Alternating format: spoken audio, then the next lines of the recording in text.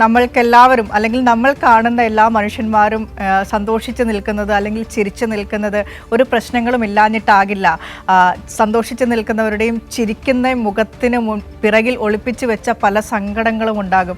അതെല്ലാ മനുഷ്യന്മാരുടെ ജീവിതത്തിലും ഉണ്ടാകും. എല്ലാവർക്കും എല്ലായ്പ്പോഴും സന്തോഷവും സൗഭാഗ്യവും നല്ല ആരോഗ്യവും നന്മയും ഒന്നും ഉണ്ടായിക്കൊള്ളണമെന്നില്ല.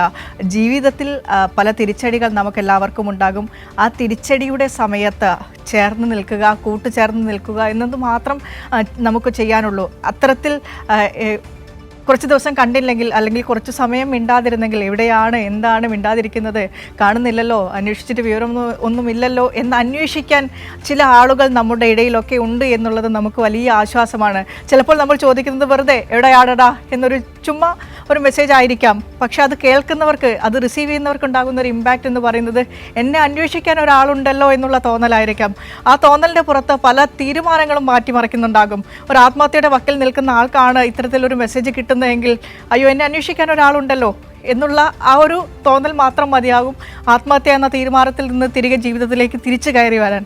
അപ്പോൾ അങ്ങനെയുള്ള മനുഷ്യന്മാർ നമ്മുടെ എല്ലാവരുടെയും ജീവിതത്തിൽ ഉണ്ടാകട്ടെ. എല്ലാ മനുഷ്യന്മാരും എല്ലായ്പ്പോഴും ചിരിച്ചു നിൽക്കുന്നത് സന്തോഷം കൊണ്ട് മാത്രമല്ല, ഉള്ളിൽ പല സങ്കടങ്ങളും ഒളിപ്പിച്ചായിരിക്കും മുന്നോട്ട് പോകുന്നത്.